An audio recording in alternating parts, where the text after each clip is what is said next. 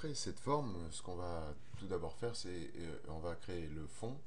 Et pour ce faire, on va créer un cercle en cliquant sur l'outil cercle ici à gauche. Et en maintenant la touche CTRL enfoncé, on va dessiner un cercle parfait. Si on enlève, je vous rappelle, le doigt de la touche CTRL, on va pouvoir dessiner une ellipse. Mais si on veut un cercle, ce qui est le cas ici, on maintient la touche CTRL et on a un cercle parfait qui se dessine.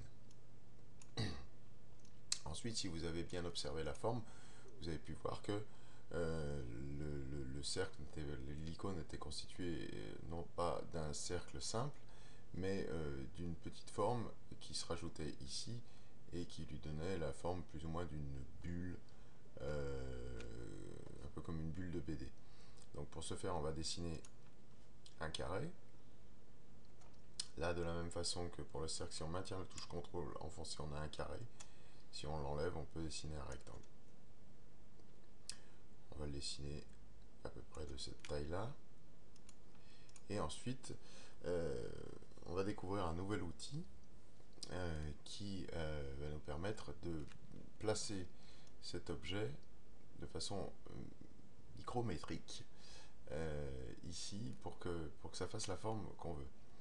Pour ce faire, on va sélectionner le rond, le cercle qu'on a déjà placé dans notre feuille, et en maintenant la touche Maj enfoncée, on va pouvoir sélectionner en même temps le carré qu'on vient de dessiner.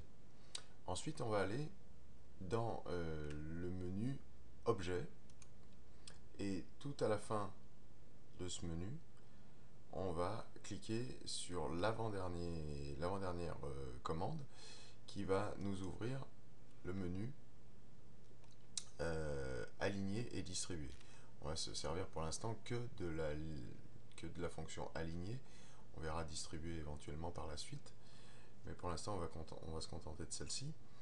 Donc vous avez ici le nom de la boîte marqué aligné et puis relativement à. Ensuite vous avez là un menu et vous avez plusieurs possibilités. Nous on a sélectionné en premier notre cercle, donc on va mettre ici dans ce menu relativement au premier sélectionné.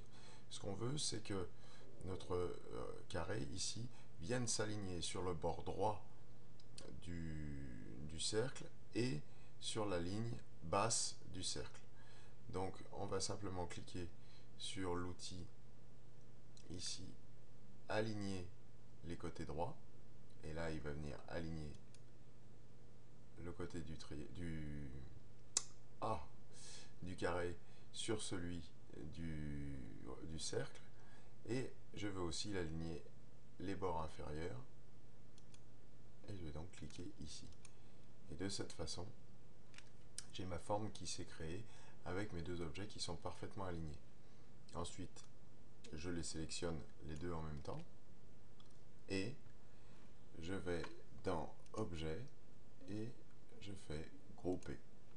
À ce moment-là, mes deux objets sont solidaires l'un de l'autre, et je peux les déplacer à ma guise en un seul clic sans avoir à refaire la manipulation d'alignement à chaque fois.